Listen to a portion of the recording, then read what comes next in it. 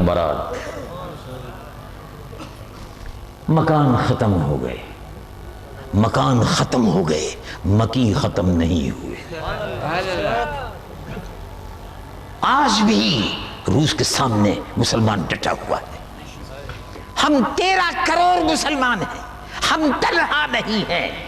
اللہ تبارک و تعالی نے یہ ملک ہم کو دیا ہے اور ہم اس کے محافظ ہیں، اور یقیناً اگر ہم اس کی حفاظت کے لیے کھڑے ہو جائیں تو اللہ کی مدد کے فرشتے اترنے شروع ہو جائیں۔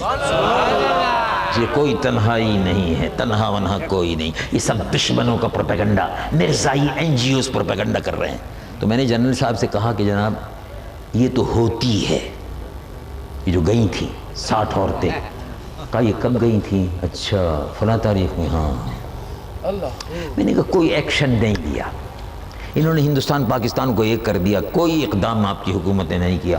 اور ایک وہ NGOs ہوتا ہے، جب 28 مئی کو قوم نے اسلام آباد میں اعلان ہوا کہ دھماکہ ہو رہا ہے چاغی میں، تو 28 مئی کو دھماکہ ہوا، اس کے 2 روز بعد جو NGOs ہوتا ہے، NGOs نے اس ہوتے نے جلوس نکالا، جنازے کا جلوس نکالا، پاکستان کے ایٹمی سائنسدانوں کا پتلا جلایا، جن کے نام پاکستان کی تاریخ میں سنہری حروف سے لکھے جائیں گے، اسلام کی تاریخ میں لکھے جائیں گے۔ یہ NGOs ہوتا ہے۔ جو واجپئی کا پتلا نہیں جلاتا، ڈاکٹر قدیر خان کا پتلا جلاتا ہے، یہ NGOs ہوتا ہے۔ ان NGOs کے متعلق تحقیقات کریں اور ریڈیو اور ٹیلی ویژن پر بے حیائی، فحاشی اور عریانی اور ناچ، یہ NGOs کرا رہے ہیں جنرل صاحب۔ یہ گھس گئے، یہ یہودیوں کے ایجنٹ اور دلال نان گورنمنٹل آرگنائزیشن کے نام پر، فلاحی اداروں کے نام پر، سماجی تنظیموں کے نام پر گھس گئے۔ ان کو یہودیوں سے اور عیسائیوں سے پیسہ ملتا ہے تاکہ مسلمانوں کو بے حیا بنائے، مسلمانوں کو بے ایمان بنائے۔ یہ جو تہذیب، یہ جو ناشری اور گانے کی تہذیب ٹیلی ویژن پر اس وقت دکھائی جا رہی ہے، اس کا اسلام سے کوئی تعلق نہیں۔ مسلمان بیٹی کبھی ناچ نہیں سکتی، حرام ہے، حرام ہے، نہیں ناچ سکتے۔ ناچنا ہندوؤں کی تہذیب ہے، ہندو بھجن گاتے ہیں، وہ بھی بھجن گاتی ہے اور ناچتی ہے اور دیوی اور دیوتاؤں کو خوش کرتی ہے۔ یہ ان کے مذہب میں، ان کی ثقافت میں، ان کی تہذیب کا حصہ ہے۔ اسلام میں یہ سب حرام ہے۔ مسلمان لڑکی بازاری عورت نہیں ہوتی، مسلمان عورت ایمان والی ہوتی ہے، ایمان میں حیا ہے۔ جو بے ایمان ہے اس میں حیا نہیں ہے، اور جس میں حیا نہیں ہے وہ ناچتی ہے، وہ ناچتی ہے، وہ بے حیائی پھیلاتی ہے۔ یہ NGOs 25-25 ہزار روپے تنخواہیں دے کر خوبصورت لڑکیوں کو بھرتی کرتے ہیں، ان سے نچواتے ہیں، ان کے ناچ دکھاتے ہیں۔ باہر سے جو یہودی اور عیسائی ان کے مہمان آتے ہیں، ان کے سامنے ان مسلمان عورتوں کو نچواتے ہیں۔ یہ ہے NGOs۔ علماء کو ہمارے دماغ میں کوئی خدا نخواستہ کیڑا نکلا ہوا ہم خام خواہ کسی کی مخالفت کریں؟ تو میں نے کہا جنرل صاحب ٹیلی ویژن پر، ریڈیو پر مسلمان قوم کی تاریخ بتائیے، حضرت عمر کی تاریخ بتائیے، صحابہ کی تاریخ بتائیے، خالد بن ولید کی تاریخ بتائیے، محمود غزنوی کی، شہاب الدین غوری کی تاریخ بتائیے، حضرت عمر کی تاریخ، بیت المقدس کا جب محاصرہ کیا وہ حضرت عمر، جن کے درے سے زلزلہ تھم جاتا تھا، زمین دہل جاتی تھی، دریا میں روانی آتی تھی، وہ عمر دعا فرماتے تھے، اے اللہ، اے اللہ مجھ کو شہادت کی موت عطا فرما۔ یہ حضرت عمر کی دعا تھی، اے اللہ مجھ کو شہادت کی موت عطا فرما، اللہم ارزقنی شہادت فی سبیلک وجعل موتی فی بلد حبیبک. لیکن اے اللہ جب شہادت کی موت عطا فرمائے دل چاہتا ہے شہید ہو جا، شہید کا مرتبہ بہت بڑا ہے، تو شہادت کی موت عطا فرما. لیکن جب یہ موت آئے شہادت کی تو تیرے محبوب کے شہر میں آئے، شہر محبوب میں آئے. وجعل موتی فی بلد حبیبک، تیرے محبوب کے شہر میں موت آئے.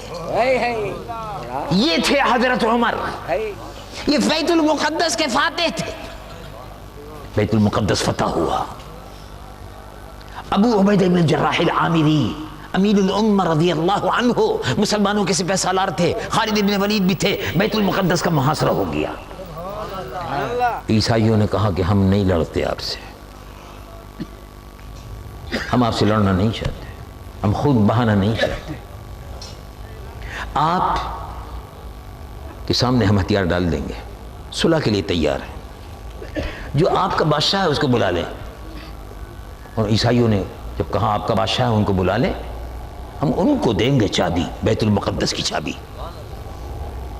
انہوں نے کہا ہمارے یہاں کوئی بادشاہ نہیں ہوتا، امیرنا کرجل منا، ہمارا امیر، ہمارا سردار، ہمارا خلیفہ ہم جیسا ہوتا ہے.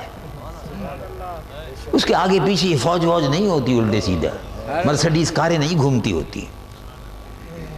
پاکستان کو تباہ کیا ان شاہ خرچیوں نے، بے جائے اخراجات نے، فضول کی عیاشیوں نے، پرتعجز زندگی نے، لگژریس لائف نے تباہ کر دیا. حکمرانوں میں سادگی نہیں ہے.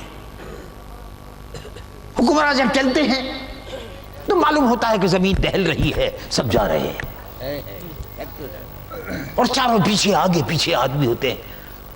خیال یہ آتا ہے کبھی کبھی یہ اتنے سارے آدمی ہیں، ادھر پولیس ہے، ادھر پولیس ہے، ادھر وہ ہے، ادھر وہ ہے، ہٹو ہے، بچو ہے، کون جا رہا ہے؟ بیچ میں کوئی صاحب جا رہے ہیں. ایسا لگتا ہے معلوم جیسے یہ سب کے سب پولیس والے کسی بڑے چور کو یا ڈاکو کو پکڑ کے لے جا رہے ہیں. تو سارا پیرو توبہ توبہ. حضرت عمر رضی اللہ عنہ بیت المقدس والوں نے کہا کہ ان کو بلا لیجئے، ہم چابی ان کو دے دیں گے. خط بھیجا گیا، امیر المومنین کے پاس مدینہ منورہ میں پہنچا. کہا آپ نے کہا میں ضرور جاؤں گا، ہم مسلمان ہیں، ہم خون خرابہ نہیں چاہتے، ہم امن پسند لوگ ہیں، امن پسند لوگ ہیں. تم ہتھیار ڈالنا چاہتے ہو؟ ہم بالکل آئے، ہم آئیں گے. بیت المقدس کا سفر، ایک اونٹ، ایک خادم اور کوئی نہیں، کوئی نہیں. کون؟ حضرت عمر جانشین رسول اللہ. پورا ملک، پورا سعودی عرب نہیں، پورا مشرق وسطیٰ 26 لاکھ مربع میل پر جن کی حکومت تھی وہ عمر. پاکستان سے 5 گنا بڑے علاقے پر جن کی حکومت تھی وہ عمر. کس سادگی سے جا رہے ہیں. اور خادم سے یہ کہا کہ دیکھو جتنی دیر تم آرام کرو گے اتنی ہی دیر میں اونٹ پہ بیٹھوں گا، جتنی دیر تم اونٹ کی مہار پکڑ کے چلو گے اتنی دیر میں آرام کروں گا، جتنی دیر میں مہار پکڑ کے چلوں گا اتنی دیر. آپس میں ہمارا آدھا آدھا وقت بٹ گیا. اسی طرح سے چلے. جب بیت المقدس میں داخلے کا وقت آیا تو حضرت عمر مہار پکڑے ہوئے چل رہے تھے. خادم نے بہت کہا کہ نہیں تمہارا حق ہے، میں تمہارا حق نہیں مار سکتا، لیٹے رہو، آرام کرو. لوگوں نے پوچھا، عیسائیوں نے، یہ کون ہے؟ اور کہا یہ امت کا امام آ رہا ہے. دیکھیے کس شان سے، دیکھیے کس شان سے امت کا امام آ رہا ہے، خود تو پیدل ہے. وہ کہا یہ کون ہے جو پیدل چل رہے ہیں؟ وہ کہا یہی عمر ہے، جن کے ہاتھ میں اونٹ کی مہار ہے، یہی عمر ہے. تو کہا ہماری کتابوں میں بھی یہی لکھا ہے، اس شان سے جو آئے گا وہی نبی کا غلام ہوگا. وہی ہمارا بھی امام ہوگا، یہ چابی ان کے حوالے کرتے ہیں۔ بیت المقدس فتح ہو گیا۔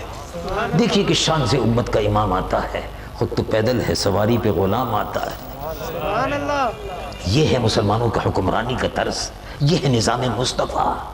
اور عقیدہ ختم نبوت کے تحفظ کے لیے ابو بکر صدیق نے، عمر فاروق نے، صحابہ رضوان اللہ علیہ مجمعین نے اس عقیدے کے تحفظ کے لیے اپنی جانوں کا نذرانہ پیش کیا۔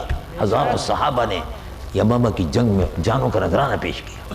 اللہ تبارک و تعالی ہم کو بھی اس عقیدے کے تحفظ کی توفیق و سعادت عطا فرمائے۔